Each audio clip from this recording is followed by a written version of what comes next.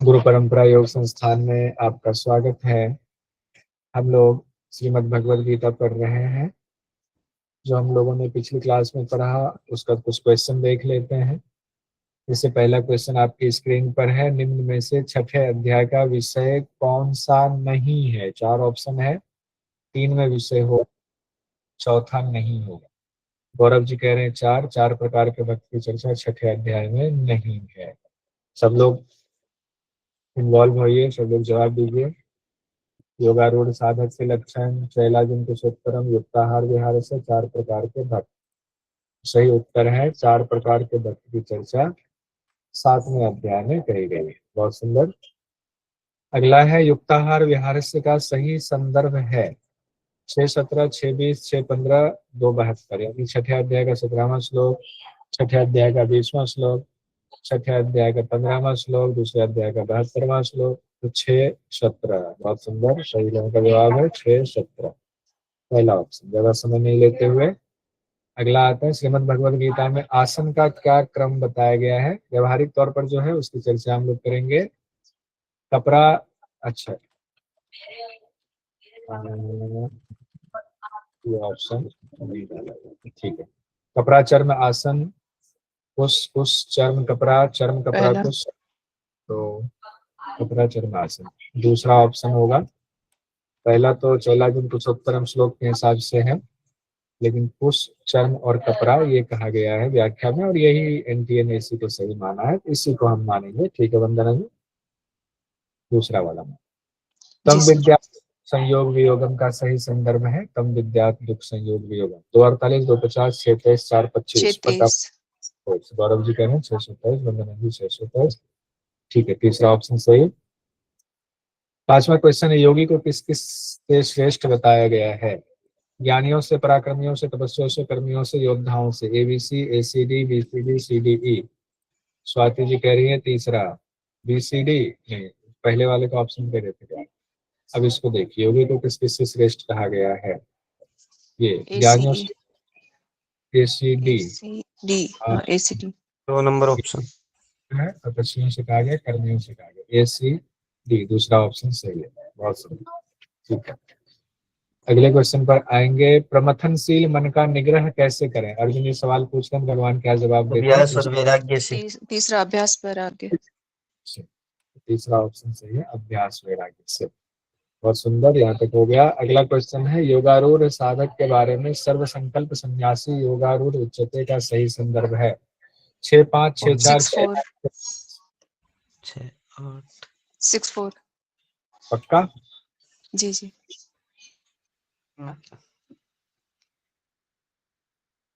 6:4, ठीक है। बहुत सुंदर, आगे बढ़ते हैं हम लोग। शुचो देशे प्रतिष्ठाप्य स्थिरम आसनम आत्मना न अति उच्चेष्टम न अति नीचम चैलाजिन कुशोत्तरम। उपर्युक्त श्लोक का संबंध किस अध्याय से है? चतुर्थ, पंचम, षष्ठ, सप्तम? षष्ठ। षष्ठ। षष्ठ से है, यानी चौथा उत्तर सही है। ठीक है, सभी लोगों का सही उत्तर है, मैसेज में आ रहा है। अगला क्वेश्चन योग भ्रष्ट के बारे में किस अध्याय में बताया गया है? चतुर्थ, पंचम, षष्ठ, सप्तम? योग षष्ठ। भ्रष्ट के बारे में अंतिम षष्ठ, ठीक है। फर्स्ट यानी कि ऑप्शन तीसरा होगा, छठे अध्याय में बताया गया योग भ्रष्ट के बारे में। बहुत सुंदर। सप्तम अध्याय के बारे में निम्न में से कौन सा सही नहीं है? अपरा परा प्राकृतिक चर्चा, चार प्रकार के भट्ट की चर्चा, मणिरूप माला की योगारूढ़ की चर्चा। चर्चा चौथा। योगारूढ़ की। बाकी लोग भी ध्यान दीजिए। रायसा जी चौथा, वंदना जी चौथा, लीना जी, गौरव जी सब कह रहे हैं चौथा। ठीक है, योगारूढ़ के बारे में चौथे में कहा गया, बाकी सारी चीजें सप्तम का है। बहुत बढ़िया। सप्तम अध्याय में अपरा प्रकृति को कितने भेदों वाला बताया गया है? 24, 8, 10, 11? सही 8। उत्तर गौरव जी कह रहे हैं 8, वंदना जी 8, अनिका जी, रायसा जी 8, यानी दूसरा ऑप्शन सही है। बहुत सुंदर। सप्तम अध्याय का नाम बताया गया है अक्षर ब्रह्म योग, ध्यान योग, भक्ति योग, ज्ञान विज्ञान योग। उम्मीद है सब लोग सही उत्तर देंगे। देखते हैं, सप्तम अध्याय का नाम बताया गया है ज्ञान विज्ञान योग। रायसा जी, ज्ञान गौरव जी, विज्ञान योग। लीना जी ज्ञान विज्ञान योग। ठीक है, वंदना जी, आशा जी, स्वाति जी, हाँ, ठीक है, ज्ञान विज्ञान योग। अनिका जी, संमित्रा जी। छठे अध्याय का नाम बताया गया है आप आत्म संयम संयम ध्यान योग। आत्म संयम योग छठे अध्याय का। बहुत सुंदर रिवीजन हो गया। सब लोगों को इसमें पार्टिसिपेट करना चाहिए था। मैंने पहले ही कहा था कि पढ़ के आएंगे तो फटाफट फटाफट चीजें निकलती चली जाएंगी।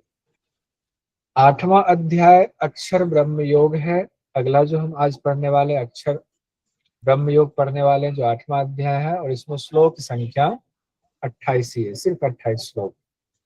मुख्य विषय है, अर्जुन सवाल पूछ रहे हैं, चूंकि सप्तम अध्याय की शुरुआत हुई थी अधिभूत मैं ही हूँ करके आया हुआ था। सप्तम अध्याय का देखिए कहाँ से भगवान अंतिम वाला जो बोला हुआ है, अंतिम श्लोक में सप्तम अध्याय भगवान कहते हैं अधिभूत अधिदैव अधियज्ञ सहित जो मुझे जानता वही अंतकाल में मुझे जानता। अब भगवान यहाँ पूछ रहे हैं कि अधिभूत क्या है, अधिदैव क्या है, उससे संबंधित सवाल 8वें अध्याय में शुरुआत वहां से हो रही है। तो मुख्य विषय एक बार हम लोग देखते हैं। मुख्य विषय क्या हो गया, अध्यात्म क्या है, कर्म क्या है, अधिभूत क्या है, अधिदैव क्या है, अधियज्ञ क्या है, ये सवाल अर्जुन पूछते हैं। फिर निर्गुण निराकार तत्व की प्राप्ति कैसे हो, इस बारे में चर्चा है। ब्रह्मा भगवान के एक दिन एक रात की गणना हमसे आपसे मिला करके पूछा गया था। हमारे आपका कई कई साल वाला कैसे उसकी गणना हो रही है वो देखना है। उत्तरायण और दक्षिणायन जो दो अयन होते हैं उसकी चर्चा की गई है। साल पर संवत्सर को दो भाग में बांटा गया, उत्तरायण दक्षिणायन, उसकी चर्चा है। 9वें अध्याय में सकाम कर्म करने वालों की गति और योग क्षेम की चर्चा है। 8वां अध्याय नाम है अक्षर ब्रह्म योग। श्लोक संख्या 28 है, कुल 28 श्लोक है। अर्जुन सवाल पूछ रहे हैं भगवान से कि वह ब्रह्म क्या है। फिर सवाल उसी में पहले श्लोक में सवाल पूछ रहे, वह ब्रह्म क्या है, अध्यात्म किसको कहते हैं, कर्म क्या है, अधिभूत क्या है, अधिदैव क्या है, अधियज्ञ क्या है, और अधियज्ञ इस देह में कैसे है, अंत काल में ये सब कैसे जानने में आता है, ये ब्रह्म है वो अंत काल में कैसे पता चलेगा। अब इस सवालों के जवाब हम आगे देखेंगे। भगवान यहाँ जवाब दे रहे हैं। देखिए छोटे छोटे में हम लोग सवाल जवाब एक साथ देख लेते हैं। ब्रह्म को कहा गया परम अक्षर ही ब्रह्म है। भगवान जवाब देते हुए कहते हैं परम अक्षर ब्रह्म है। अध्यात्म क्या है, तो परा प्रकृति जीव को अध्यात्म कहा गया। परा प्रकृति मतलब जीव जो है, शक्ति है, चैतन्य है, उसको कहा गया है परा प्रकृति। अपरा ऊपर देखा था, अपरा अष्टधा कहा गया है, परा में जीव को कहा गया है। कर्म क्या है, प्राणियों की सत्ता को प्रकट करने वाला जो त्याग है वही कर्म है। प्राणियों की सत्ता को प्रकट करने वाला विसर्ग ही कर्म है। अधिभूत क्या है, तो नासवान जितनी चीजें जो क्षर भाव है वही अधिभूत है। नासवान पदार्थों को तत्व जो नासवान है वो अधिभूत है। अधिदैव क्या है, पुरुष ही अधिदैव है। पुरुष मतलब ब्रह्मा को कहा गया है व्याख्या में, ब्रह्मा भगवान यानी हिरण्यगर्भ को भी कहा गया है। उनको अधिदैव, अधिदैव मतलब जो सबसे पहले देवता आए उनकी चर्चा हुई। अधियज्ञ क्या है, इस देह में भगवान कहते हैं मैं ही अधियज्ञ। भगवान खुद को कह रहे हैं अधियज्ञ मैं ही। हो सकता है एग्जाम में आपको सूची 1 सूची 2 को मिलान करने के लिए दे दे और ये क्वेश्चन दे दे इस तरीके से। अंतकाल में कैसे जानने में आते हैं, तो अंतकाल में भगवान कहते जो मेरा स्मरण करेगा शरीर छोड़ेगा तो मेरा ही स्वरूप पाएगा। तो अचानक से तो ऐसा हो नहीं सकता है। उसमें भी जब तक पहले का अभ्यास नहीं तो अंत समय में भी भगवान नहीं जानने में आएंगे। अब वहां पर जवाब हम लोगों ने देख लिया। उससे आगे बढ़ते हैं। जो मनुष्य अंतकाल में भगवान कह रहे हैं, 8वें अध्याय का 5वां 6ठा और 7वां श्लोक है। 5वां 6ठा 7वां 3 श्लोक है लगातार।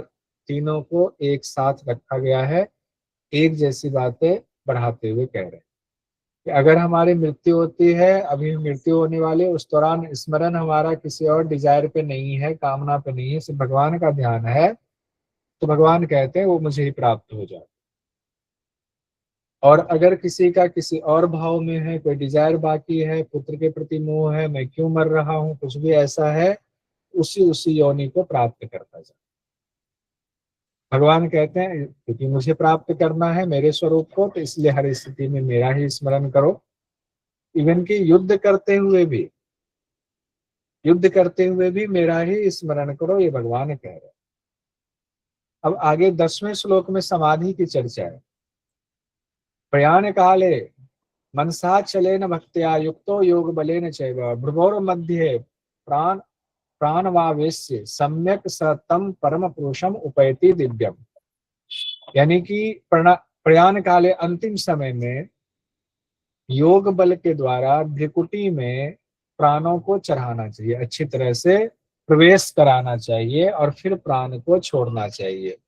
भ्रिकुटी में करा लिया तो माना जाता है कि भगवान के पास आप लेकर चले गए प्राण को, फिर वहां से प्राण को, शरीर को छोड़ दें, तब आपको उस परम पुरुष की प्राप्ति होगी। तम परम पुरुषम उपैति दिव्यम, दिव्य पुरुष को ही आप प्राप्त हो जाए। और ये जितने भी बड़े महापुरुष की चर्चा होती है तो उनके बारे में कहा जाता है कि उन्होंने प्राण को योग बल से भ्रिकुटी में ले आए और फिर उन्होंने शरीर को त्याग दिया, यानी कि वो मुक्त हो गए। अब ये वाली चर्चा बहुत इंपॉर्टेंट है। समाधि की चर्चा कहाँ पर है? 8वें अध्याय में है। अष्टांग योग में 8वां है समाधि, अष्टांग योग में 8वां समाधि है। तो हम लोग ऐसे ध्यान करेंगे कि समाधि 8वां है तो 8वें अध्याय में होगा, उसकी चर्चा है। निर्गुण निराकार तत्व की प्राप्ति की विधि भगवान बताते हुए यहाँ कह रहे हैं 8वें अध्याय के 12वें और 13वें श्लोक में, इंद्रिय तो बाहर की तरफ विषयों वाला है, जिसे बाहर है तो इंद्रियां जो है अपने विषयों में लगती बाहर, तो उनको रोकना है, इंद्रियों के सभी द्वारों को रोकना है। और मन का निरोध कहाँ करना? हृदय में करना, यानी मन को भी हृदय में निरोध करके रोक लेना और अपने प्राण को मस्तक में स्थापित करना। इसके बाद ओम अक्षर एक ब्रह्म का मानसिक उच्चारण करना। कैसे जो है प्राप्ति होगी उसकी विधि बताई जा रही। ऊपर तो बता दिया ऐसा करेंगे तो हो जाएगा, नीचे कह रहे हैं कि उसमें करेंगे क्या, अब बता दिया गया, सब लोग करके देखिएगा जब हमारा आपका अंतिम समय आए तो। प्राण को मस्तक पर चढ़ा लिया, भ्रूमध्य में चढ़ा लिया और फिर एक अक्षर उस ब्रह्म का यानी ओम का मन से उन्हीं का स्मरण करेंगे। तब जब हम शरीर छोड़ेंगे तो परम गति को प्राप्त होंगे, नहीं तो फिर से आना पड़ेगा, फिर जेआरएफ की तैयारी करेंगे सब लोग, ध्यान रखिए। फिर से जो है नंबर कम आएंगे तो दुख होगा, सब होगा। तो इससे मुक्ति पाना है तो ठीक है। उदित जी कहेंगे चोट लग गया, हमें दर्द हो रहा है, हमें क्या करें, उपाय बताएं। तो सारी चीजें उसमें वो सब नहीं होगा, फिर परम गति को प्राप्त हो जाएगा। ठीक है। अब सगुण भक्ति की चर्चा भी की गई। निर्गुण भक्ति में तो अंत समय के लिए कह दिया गया एक अक्षर ओंकार का स्मरण करते हैं। सगुण भक्ति के बारे में अष्टम अध्याय हम लोग पढ़ रहे हैं श्रीमद् भगवद गीता का। भगवान कहते हैं कि जो नित्य मेरा ही चिंतन, मेरा ही स्मरण करता है, ऐसा चित्त वाला है कि उनके चित्त में मैं ही हूँ, मुझ में ही लगा रहता है, उनके लिए मैं सुलभ हूँ। चाहे वो सगुण भक्ति कर रहा हो, भगवान के जो सगुण है उनको ध्यान में करके उसी में लगे हुए हैं। फिर किसका पुनर्जन्म नहीं होता? भगवान कहते हैं ब्रह्म लोक तक, सभी लोग ब्रह्म लोक तक जो चले गए तब पुनः लौटकर आने वाले होते हैं, उससे पहले वाले जो चले गए वो लौटकर नहीं आते। यानी ब्रह्म लोक तक जितने लोग हैं वहां तक भी अगर आप पुण्यों की वजह से पहुंच गए तो पुण्य खत्म, पोटली खत्म, वापस आ जाएंगे। लेकिन जब ब्रह्म लोक में पहुंच गए ऊपर, भगवान कहते हैं मुझे प्राप्त हो गए, तो पुनर्जन्म फिर नहीं होता। यहाँ तक 16वां श्लोक कंप्लीट हो गया। 8वें अध्याय में कितने श्लोक हैं एक बार बता दीजिए। 28 28 20। नाम क्या है अष्टम अध्याय का? अक्षर ब्रह्म योग। अक्षय ब्रह्म योग। देखिए इसमें अक्षर की बात आई है ना, निर्गुण उस अक्षर की कि लास्ट अंत समय में उस अक्षर का ध्यान करेंगे तो मुझे प्राप्त हो जाओगे, तो उस अक्षर से अंत में समाधि में उस अक्षर की बात आई। अब ब्रह्मा भगवान का दिन और रात की चर्चा है, एक दिन एक रात्रि। ब्रह्मा भगवान का एक दिन 1000 चतुर्युगी होता है और एक रात्रि भी 1000 चतुर्युगी होता है। 4 युग हम लोग जानते हैं, सतयुग, उसके बाद दूसरा है कौन सा? त्रेता युग, तीसरा है द्वापर, चौथा है कलयुग। ये एक चतुर्युगी हुआ। ऐसे 1000 चतुर्युग होगा तब जाकर के एक दिन होगा, 1000 चतुर्युगी होगा तो एक रात। अब जो इस बात को जानता है वो ब्रह्मा के दिन और रात को जानने वाला है, भगवान के। अब 1000 चतुर्युगी जो दिन है उसमें तो सृष्टि है, 1000 चतुर्युगी जो रात है उसमें लय है, यानी उसमें कुछ भी नहीं, सृष्टि संहार की स्थिति में है, प्रलय वाली स्थिति में है। सृष्टि की रचना और लय का यही कहा गया 18वें अध्याय का 17वां, तो ये दिन रात की गणना है। और 18वें में कहा गया सृष्टि की रचना और लय कैसे होता है। तो ब्रह्मा के दिन के शुरुआत में जो सब छिपा हुआ था वो सब व्यक्त होने लगता है। उसको छिपा हुआ का मतलब अव्यक्त को व्यक्त कहते हैं। अव्यक्त जो है व्यक्त होने लगा है। किसमें? सृष्टि तभी कही जाएगी जब अव्यक्त व्यक्त होने लगे। और प्रलय की स्थिति होगी ब्रह्मा के रात के शुरुआत में जितने व्यक्त चीजें हैं, कौशल जी हो, उदित जी हो, चाहे कोई भी हो, सब खत्म, सब लय हो जाएंगे, सबका सब मन बुद्धि अहंकार सब लय होकर के जीवात्मा वहीं स्थित हो जाएंगे, लीन होकर अव्यक्त हो जाएंगे, छिप जाएंगे हम लोग से, व्यक्त नहीं है सब। सृष्टि और प्रलय। उदित जी कहते हैं फिर से एक बार बताओ, 1000 चतुर्युगी एक दिन, 1000 चतुर्युगी एक रात होता है ब्रह्मा जी का। 1000 चतुर्युगी का मतलब है 4 युग का एक मानेंगे चतुर्युगी। चतुर्युगी का मतलब है 4 युग मिला करके एक। सतयुग, त्रेता युग, द्वापर युग, कलयुग, ये कहते हैं ना चारों घूम गया तो ये एक हो गया। ऐसे ऐसे 1000 बार वो आ जाए, 1000 बार कलयुग आएगा, 1000 बार सतयुग आएगा, 1000 बार त्रेता, 1000 बार द्वापर आएगा, तब 1000 चतुर्युगी माना जाएगा।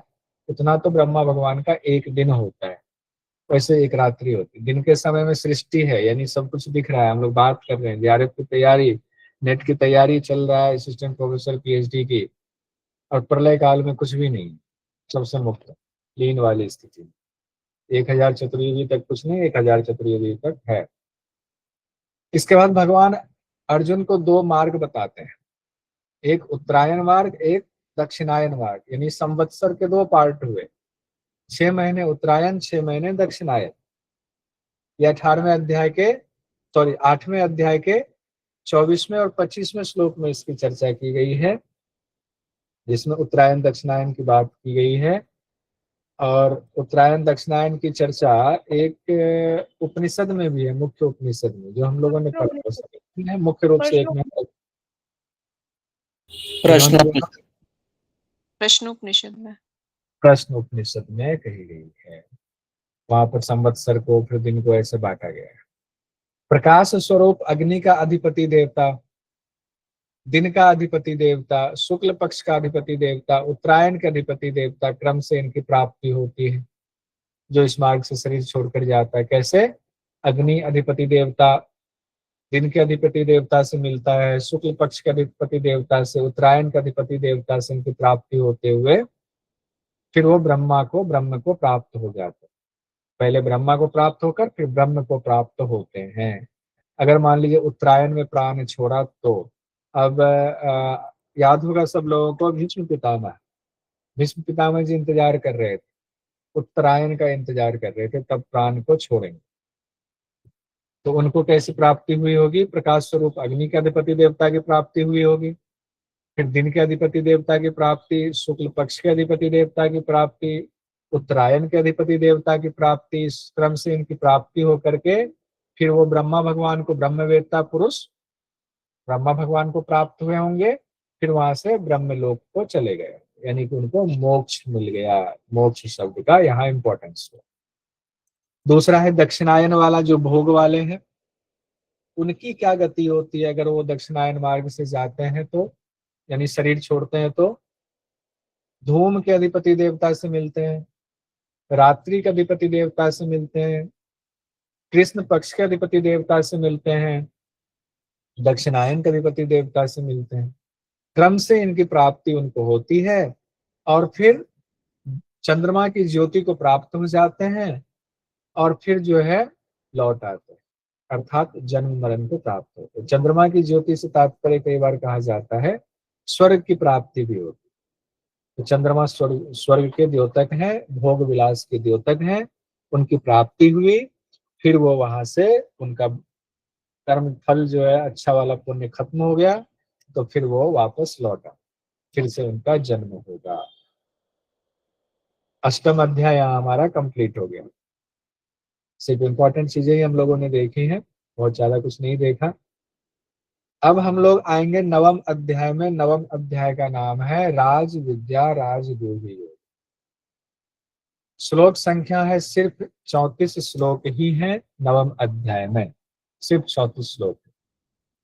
तो राज विद्या क्या है, इसकी चर्चा भगवान कहते हैं।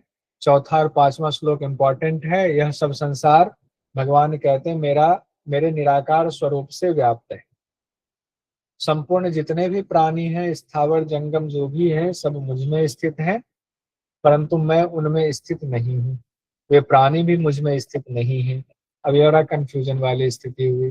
पहले तो कह रहे हैं संपूर्ण प्राणी मुझ में स्थित हैं, फिर दूसरी लाइन में दोनों बात को काट दे रहे हैं, परंतु मैं उनमें स्थित नहीं हूँ। फिर कह रहे वे प्राणी भी मुझ में स्थित नहीं है। ये कौन सी बात हो गई, इसको अभी देखेंगे इसका क्या अर्थ है। फिर भगवान कहते हैं मेरे ईश्वर संबंधी योग को देख करके सभी प्राणियों को उत्पन्न करने वाला, उनको स्थिति बनाए रखने वाला, उनका भरण पोषण करने वाला मेरा स्वरूप उन प्राणियों में स्थित नहीं है। अब लीजिए, उत्पन्न आप ही कर रहे हैं, भरण पोषण भी आप ही कर रहे हैं, लय भी आप ही करेंगे, उन प्राणियों में आपका स्वरूप भी स्थित नहीं है। ये प्रभु, इस विरोधी बात का क्या तात्पर्य है। अब विरोधी बात का तात्पर्य है, तीन बातें कही गई हैं। पहले में कहा गया संपूर्ण प्राणी मुझ में स्थित हैं, तो यहाँ कह रहे हैं कि मेरी सत्ता से ही जगत की सत्ता है, तभी माना जाएगा संपूर्ण प्राणी मुझ में स्थित है। पहली बात का ये व्याख्याकार लिखते हैं कि भगवान ये बात कहना चाह रहे हैं, खास करके आप कहें तो जो श्रीमद् भगवद गीता, ये है आपका गीता प्रेस का राम सुखदास जी, बहुत सुंदर व्याख्या राम सुखदास जी। दूसरी बात है परंतु मैं उनमें स्थित नहीं हूं, इसका क्या अर्थ है। अगर मुझे जगत में माना जाए तो जगत नाशवान है, भगवान कहते हैं। तीनों बातें, तीनों का अर्थ अलग अलग हो जाता है। भगवान कह रहे हैं कि अगर मैं मानो कि मैं उनमें स्थित हूं तो जगत नाशवान है, जगत का नाश होगा तो मेरा भी नाश माना जाएगा, जबकि मैं तो नाशवान नहीं हूं। मेरी शक्ति वहां है लेकिन मैं उसमें नहीं हूं। अब इसको और दूसरे उदाहरण से भी बाद में समझेंगे। तीसरी बात कही कि वे प्राणी भी मुझ में स्थित नहीं। लीजिए, पहले में कह दिया गया तो पहला समझ में आ गया। तीसरी बात की प्राणी मुझ में स्थित नहीं है, यानी कि मेरे अंदर जगत नहीं है, तो कैसे नहीं है। अब मैं तो अविनाशी हूँ, भगवान कह रहे हैं, लेकिन जगत तो अविनाशी नहीं है। अगर जगत मुझ में स्थित है, जगत भी अविनाशी होना चाहिए। तो विरोधी बातें कही गई हैं, इसका मतलब जगत मुझ में स्थित नहीं है। अब यहाँ भगवान सूर्य का उदाहरण दे करके अगर आप समझे, तो भगवान सूर्य की वजह से हम हैं, हमारे अंदर भगवान सूर्य का अंश है, लेकिन भगवान सूर्य हम में नहीं, हम भगवान सूर्य में नहीं है। वो ऐसे भगवान सूर्य अभी अस्त हो गए तो क्या हम नहीं हैं? लेकिन उनकी शक्ति हमने ले लिया, उस शक्ति से हमारी चार्ज हो गए हुए अब हैं। अगर भगवान में हम हैं तो हम तो जल जाएंगे। भगवान सूर्य की इतनी एनर्जी है, वहां इतना है, कठोपनिषद, वहां इतनी गर्मी है कि वहां तक तो कोई भी चीज जाता है जल के भस्म हो जाता है। हम तो उनमें नहीं है, लेकिन उनकी शक्ति सर्व जगह, उनकी किरणें व्याप्त है, उन किरणों भर से ही हमारा जीवन चल जा रहा है। उसी तरह भगवान यहाँ तीनों बातें कह रहे हैं, तीनों का राम सुखदास जी ने 3 लाइन में अलग अलग बातें समझा दी कि क्यों कह रहे हैं भगवान। अब सवाल है कि ऊपर बात आई थी 8वें अध्याय में, समाधि वाली बात आई थी, ब्रह्मा भगवान के एक दिन एक रात की बात आई थी। तो प्रलय अवस्था 1000 चतुर्युगी होता है, जो ब्रह्मा भगवान का एक रात होता है। तो उस दौरान सारे प्राणी कहाँ चले जाते हैं? चंदन जी कहाँ चले जाएंगे, कौशल जी कहाँ चले जाएंगे, उदित जी कहाँ चले जाएंगे, कहाँ जाएंगे ये लोग? तो भगवान 9वें अध्याय में कहते हैं, हे कुंती नंदन, जब कल्पों का क्षय होता है, यानी प्रलय की अवस्था होती है, तो संपूर्ण प्राणी, जितने भी प्राणी हैं, जीव जंतु से लेकर के मनुष्य से लेकर के जितना है, मेरी प्रकृति को प्राप्त हो जाती है। यानी प्रकृति अपरा प्रकृति की बात की तो अपरा को प्राप्त हो जाते हैं, यानी उसी में लय हो जाता है, उसमें अव्यक्त रूप में चले जाते हैं। यानी कमरे से बाहर निकले सुबह में नौकरी करने के लिए, शाम को सब वापस आकर के सो गए, अब वहीं सोए हुए, जब तक जगेंगे नहीं तब तक कोई हलचल नहीं हो रही, कुछ नहीं हो रही। तो भगवान कहते हैं कहाँ जाते हैं, तो मेरी प्रकृति को प्राप्त हो जाते हैं सारे प्राणी। फिर कल्प के शुरू में, यानी कि जब अब सुबह होने वाली है, सूर्य उदित होने वाला है, उठेंगे सब लोग काम पे जाने के लिए। तब सृष्टि की रचना की शुरुआत में भगवान कहते हैं मैं फिर से उनकी रचना करता हूँ। अब उदित जी को बना देंगे कुछ और, दिव्य पुरुष बना देंगे, देवता बना देंगे। कौशल जी को कुछ पेड़ पौधा कुछ बना देंगे, ऐसे किसी को कुछ बनाएंगे। अब वो फिर से जो हमारा क्रम चल गया सृष्टि का, इस तरह से सृष्टि का क्रम चलता रहता है। अब भगवान कहते हैं करता तो मैं ही हूँ, 9वें अध्याय के 9वें श्लोक में सब कुछ मैं ही कर रहा हूँ, लेकिन उसके बावजूद सृष्टि की रचना का कर्म मैं ही करता हूँ, बावजूद उसके मैं अनासक्त रहता हूँ, उदासीन रहता हूँ, इसलिए वे कर्म मुझे नहीं बांधते। अनासक्त और उदासीन, तो ये मत सोचिएगा कि भगवान की कृपा किसी पर ज्यादा है किसी पर कम है। भगवान उदासीन है, भगवान ने सारी शक्ति दे दिया हुआ है, जो पाना चाहेगा पाएगा, जो नहीं पाना चाहेगा नहीं पाएगा। जब उसमें भगवान का कोई रोल अब नहीं रहा, सबको बराबर शक्ति बराबर सब कुछ देकर भेजा हुआ है। यहाँ भगवान ने कह दिया अनासक्त और उदासीन है। 19वें श्लोक में, अब यहाँ से सीधे हम लोग 19वें श्लोक 9वें अध्याय के उसमें आते हैं। भगवान कहते हैं हे अर्जुन, मैं ही सूर्य रूप में तपता हूँ, मैं ही जल को भी मैं ही ग्रहण करता हूँ, उसी जल को वर्षा रूप में मैं ही गिराता हूँ, बारिश होती है। अमृत और मृत्यु को सत असत, जो अमृत और मृत्यु को सत असत कहा जाता वो भी मैं ही हूँ।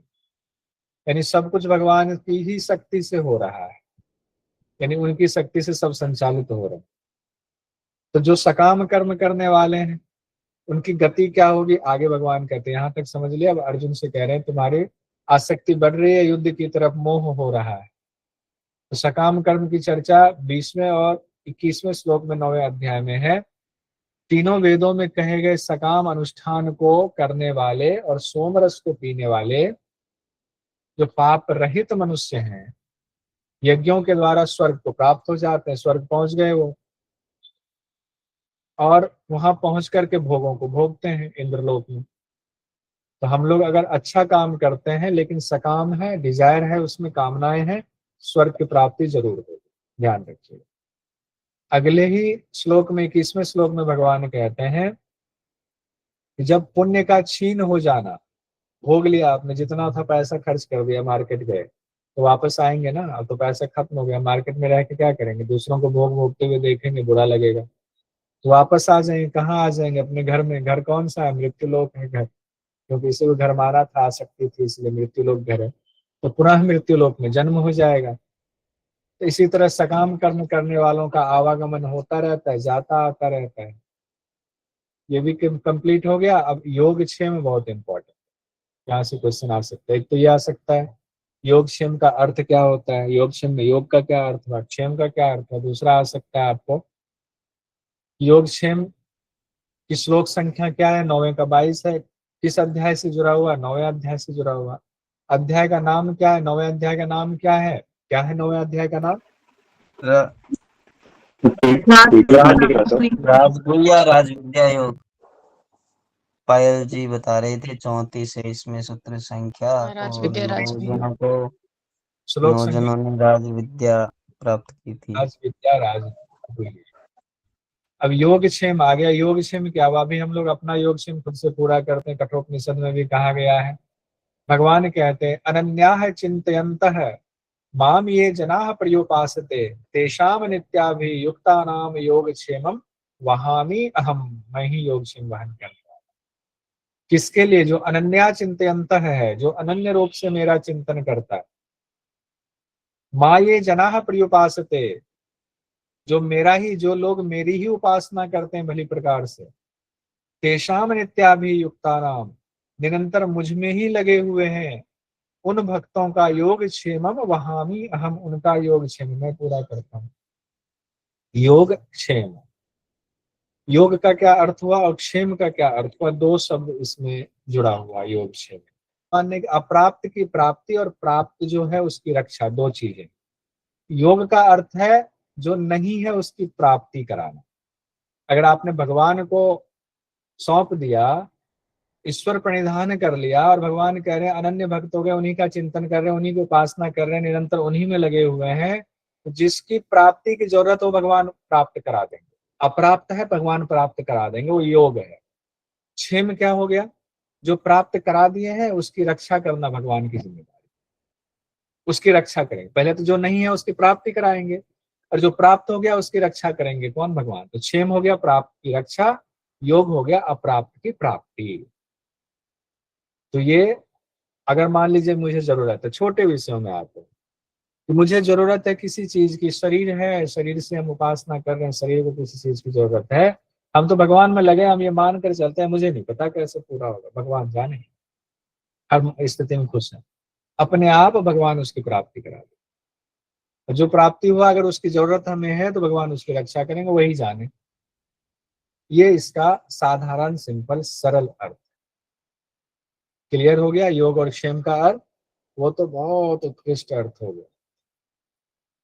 ठीक है, अब आगे हम लोग 25वें श्लोक में बढ़ते हैं 9वें अध्याय का। देवताओं का पूजन करने वाले किनको प्राप्त होंगे, देवताओं को प्राप्त होंगे। जो पितरों का पूजन करते हैं वो पितरों को प्राप्त होंगे।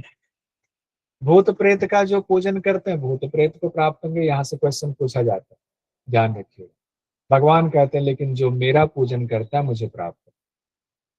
तो बीच में हमने वो लोगों ने उस दिन कहा था ना, बीच में आ गया बैरियर कि हमने इंद्र भगवान की पूजा करने लगे तो इंद्र भगवान को ही तो प्राप्त होंगे। सत्यनारायण भगवान की पूजा कर रहे हैं, सत्यनारायण भगवान को ही तो प्राप्त होंगे। तो भगवान कर रहे हैं, वैसे तो इंद्र भगवान के द्वारा भी जो आपको प्राप्ति हो रही है, मैं ही उनके द्वारा आपको प्राप्त करा रहा हूँ, लेकिन मैं प्राप्त नहीं होऊंगा, आप वहीं तक रुक जाओगे, उसी शक्ति तक रुक जाओगे। हालांकि वो शक्ति भी मुझसे उत्पन्न हुई, लेकिन अगर मान लीजिए उस शक्ति का आप ध्यान ही नहीं कर रहे, आप डायरेक्ट ब्रह्म का ध्यान कर रहे हैं, उस भगवान का ध्यान कर रहे हैं, भगवान मेरा पूजन करोगे तो मुझे प्राप्त हो। अब एग्जाम की दृष्टि से ये भी इम्पोर्टेंट। अब जो भक्त मान लीजिए कि भगवान को फल चढ़ाता है, फूल चढ़ाता है, बेलपत्र चढ़ाता है, तो भगवान उसको क्या करते हैं, भगवान कहते हैं मैं उसको ग्रहण कर लेता हूँ, स्वीकार कर लेता हूँ। सूक्ष्म रूप में भगवान सब स्वीकार कर लेते हैं, सब कुछ खा लेते हैं। अब यहाँ भगवान कह रहे हैं खा लेते हैं, सूक्ष्म रूप में उसका स्वाद भगवान ले लेते हैं क्योंकि हमने चढ़ाया। अब अर्जुन कह रहे हैं कि अगर तुम ईश्वर प्रणिधान करते हो, कि जो तुम भोजन कर रहे हो ये सोचकर करो कि ये तो हम भगवान के लिए अर्पित कर रहे हैं, क्योंकि ये शरीर तो अब भगवान का ही है, तो जो जा रहा है अंदर वही भगवान का ही है। यज्ञ कर रहे हैं अगर कोई तो भगवान के लिए कर रहे हैं, युद्ध करेंगे तो भगवान के लिए करेंगे, दान करेंगे तो भगवान के लिए करेंगे, कोई तपस्या कर रहे हैं तप कर रहे हैं तो भगवान के लिए कर रहे हैं। कह रहे हैं अगर ऐसा हो गया तो तुम ऐसा ही करो, मुझे ही अर्पित कर दो और इस भाव से तुम युद्ध करो। फिर भगवान 28वें श्लोक में कहते हैं 9वें अध्याय के, ऐसा करने का क्या फल होगा, अगर तुम सब कुछ मुझे सब अर्पित करके करते हो तो जो फल दो प्रकार का होता है, शुभ फल अशुभ फल, उससे तुम अनासक्त हो जाओगे। यानी कि कर्म का जो फल है वो तुम्हें नहीं बांधेगा, ना शुभ में तुम जो है फंसोगे, ना अशुभ में, ना स्वर्ग ना नरक, कहीं नहीं जाओगे, सीधे मुझे प्राप्त हो जाओगे, मुक्त होकर के मुझे प्राप्त हो जाओगे। यानी कर्म बंधन में नहीं बंधो। कर्म बंधन कैसा होता है, कर्म कैसे बांधता है हमें, आसक्ति के हिसाब से उसके फल से तो बांधता है, फल रूपी डोरी से बांधता है। अच्छा फल रूपी डोरी से बांध करके स्वर्ग में ले जाएगा, अच्छे लोगों में। बुरा फल रूपी डोरी से बांध करके ले जाएगा नरक में। तो ये हमें होगा और उसके बाद फिर जो है यही पटक दिए जाएंगे। अब भगवान कहते हैं कि जब सब कुछ मुझे सौंप दोगे तो कुछ नहीं होने वाला, मुझे प्राप्त हो जाओगे। 9वां अध्याय भी कंप्लीट हो गया, आज बहुत फास्ट बढ़ रहे हैं हम लोग। अब सीधे 10वें अध्याय पर पहुंचते हैं जिसका नाम विभूति योग है। आज 10वां अध्याय भी कंप्लीट हो जाएगा, क्योंकि 10वें अध्याय में भी बहुत ऐसा कुछ नहीं है जो समझ में ना आए, आसानी से हो जाएगा। इसका नाम है विभूति योग और श्लोक संख्या है इसमें 42। विभूति योग श्लोक संख्या 42। विभूति का मतलब भगवान की शक्ति का जो तुलना की गई है, कहाँ कहाँ पर भगवान की विभूति मौजूद है, किन किन चीजों में, किस रूप में है, उसकी चर्चा की गई है। और वो हम लोग पढ़ते जाएंगे, एक बार दो बार देख लेंगे, और एग्जाम में आया तो उसको हो सकता है, अभी तो एग्जाम में इससे संबंधित कोई ऐसा सवाल नहीं आया है, लेकिन आ सकता है।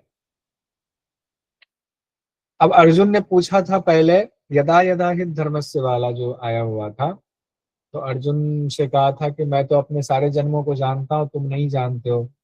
तुम जब अपने ही जन्मों को नहीं जानते तो मुझे कहाँ से जान पाओगे।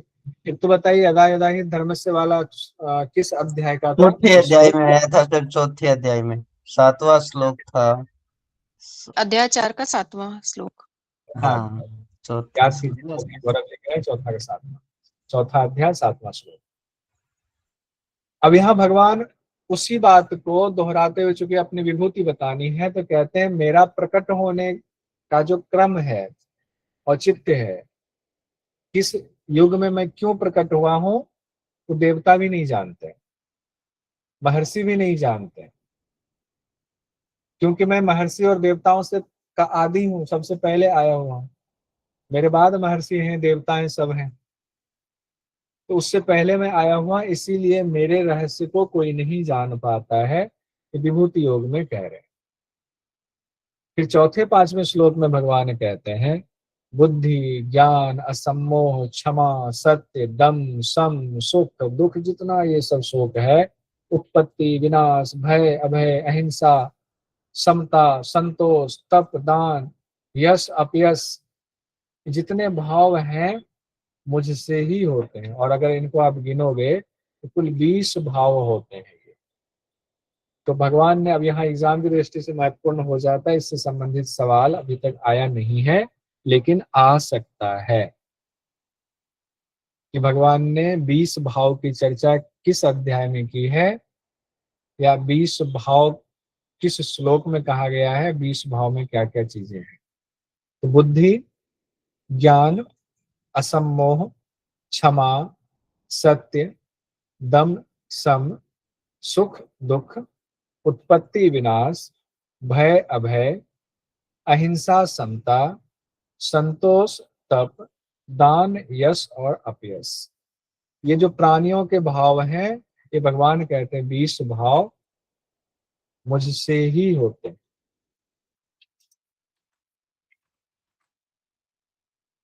अब भगवद गीता में भगवान के 20 भाव की चर्चा किस अध्याय में है? 10वें अध्याय में है, यानी विभूति योग। हो सकता है 10वां अध्याय ना लेकर के अध्याय का नाम दे, विभूति योग में है।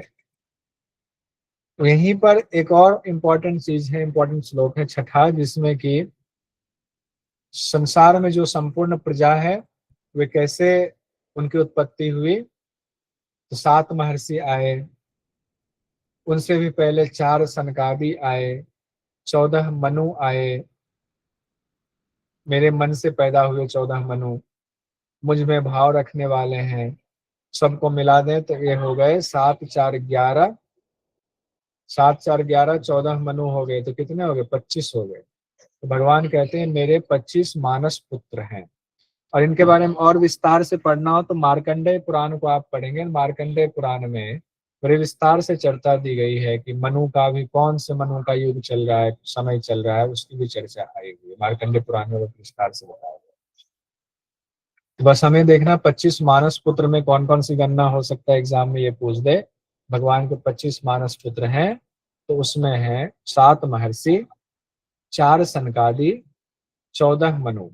7 महर्षि यानी सप्तर्षि कहते हैं ना, 7 ऋषि सप्तर्षि, 4 सनकादि, 14 मनु, 25 मानस पुत्र। क्लियर है? इसको नोट कर लीजिएगा कहीं, इंपॉर्टेंट। उसके बाद 10वें श्लोक में भगवान बुद्धि योग की चर्चा करते हैं। अब आ सकता है एग्जाम में बुद्धि योग की चर्चा किस अध्याय में आया हुआ है, या बुद्धि योग वाला ये श्लोक दे दे, तो ये भी इंपॉर्टेंट श्लोक है, इसको नोट कर लीजिए। ये 10वें अध्याय का 10वां श्लोक है। तेषाम सतत युक्तानाम भजताम प्रीति पूर्वकम ददामि बुद्धि योगम तम येन माम उपयांति ते। जो नित्य निरंतर, तेषाम सतत युक्तानाम, जो नित्य निरंतर युक्त रूप से मेरा ही भजन करता है, उनको मैं बुद्धि योग देता हूं। उनको क्या देता हूं? बुद्धि योग देता हूं। और बुद्धि योग से क्या होता है? तम येन माम उपयांति ते, मेरी प्राप्ति हो जाती। तो बुद्धि योग का क्या फल हुआ? भगवान की प्राप्ति। मिलता किसको है? जो भगवान का भजन करता है उसको बुद्धि योग मिलता है, और बुद्धि योग से क्या मिलता है? भगवान की प्राप्ति। अब यहां तक बात हो गई। अब अर्जुन कह रहे हैं आप अपनी विभूति की जरा वर्णन कर दीजिए, आपकी क्या क्या विभूति है। प्रार्थना करते हैं अर्जुन। किन किन भावों में आपका चिंतन करूं मैं, जो यहाँ पर भगवान कहते हैं जो नित्य निरंतर मुझ में ही लगे रहते हैं, मेरा ही चिंतन करते हैं प्रेम पूर्वक, तो आपका चिंतन कैसे करूं मैं। तब भगवान कहते हैं देखो अदिति के पुत्रों में मैं विष्णु हूं। अब भगवान यहाँ कह रहे हैं ऐसे चिंतन करो, अदिति के पुत्रों में मैं विष्णु हूं, प्रकाशमान वस्तुओं में किरणों वाला सूर्य हूं मैं। जितने प्रकाशमान वस्तु हैं सूर्य उसमें सबसे मुख्य है, तो सूर्य हूं मैं। तो कल से जब भगवान सूर्य को देखें तो ये मान के चलें कि भगवान सूर्य नहीं साक्षात ब्रह्म ही है। तो इनको नमस्कार। भाव देखिए, अर्जुन ये पूछ रहे हैं ना, हम लोग भी कोशिश करते हैं।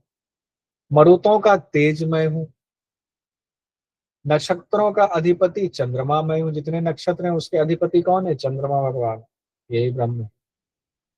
वेदों में सामवेद मैं हूं,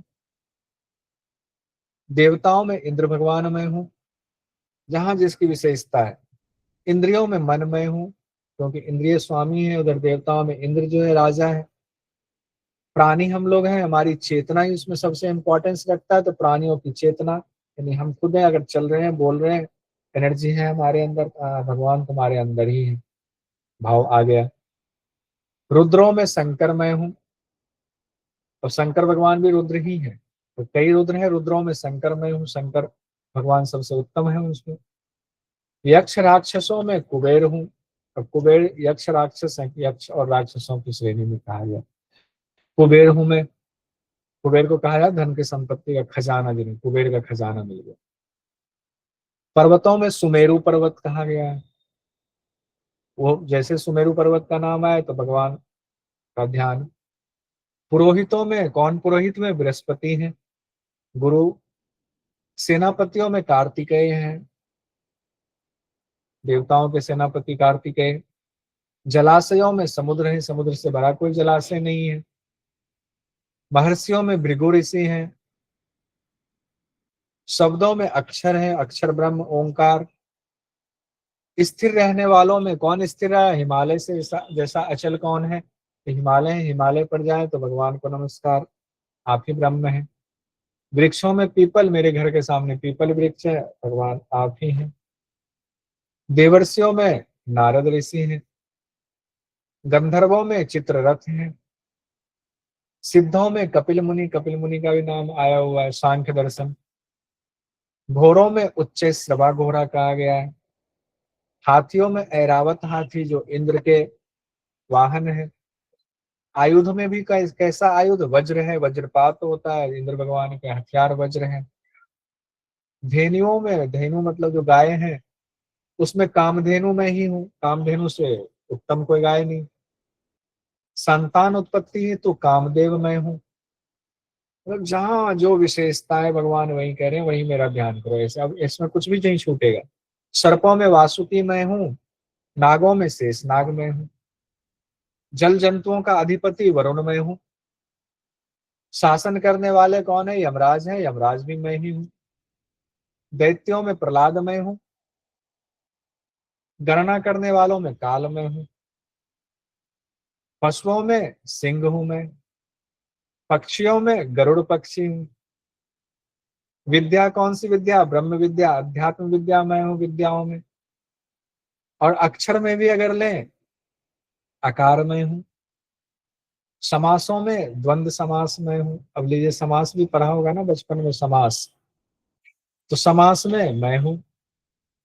इस तरह भगवान ने अपनी दिव्य विभूतियां बताई हैं, और भगवान कहते हैं ये तो कुछ मैंने बताया है, इस तरह से मेरी अनंत दिव्य विभूतियां हैं, उसका स्मरण करो, इस रूप में मेरा भजन करो, सब कुछ आप ही है। और ऐसे देखेंगे तो लगेगा सब कुछ भगवान ही है, कुछ भी भगवान से अलग है ही नहीं, तो भगवान की दिव्य विभूतियां हैं। फिर भगवान इसी से नहीं आगे भी कहते हैं, 12 महीनों में मार्गशीर्ष मैं हूँ।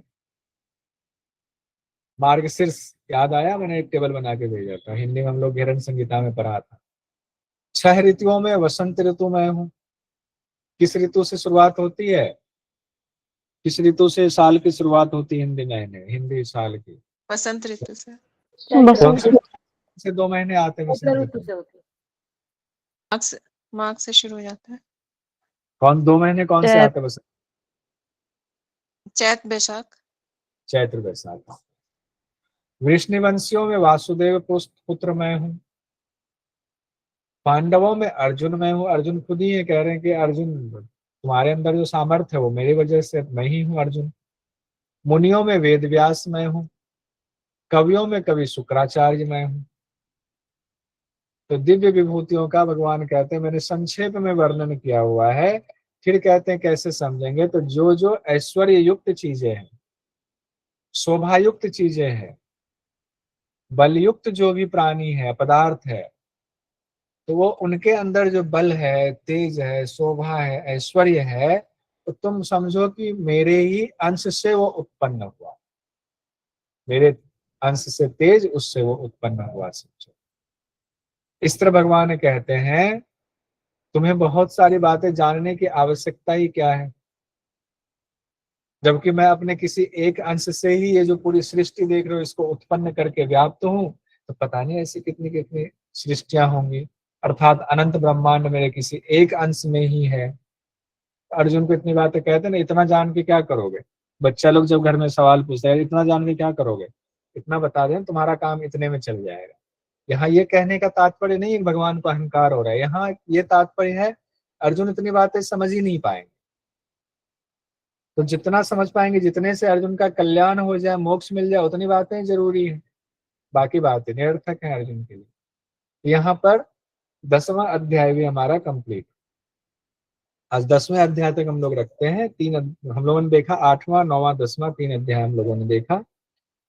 अब सोमवार को हम कोशिश करेंगे 3 अध्याय और देखें, कम से कम 3-3 अध्याय अगर हम रोज करेंगे तो कंप्लीट हो जाएगा। और उसके लिए जरूरी ये है, एक तो जो पढ़ा है उसको पढ़ के आना ताकि हम क्वेश्चन कंप्लीट कर लेंगे।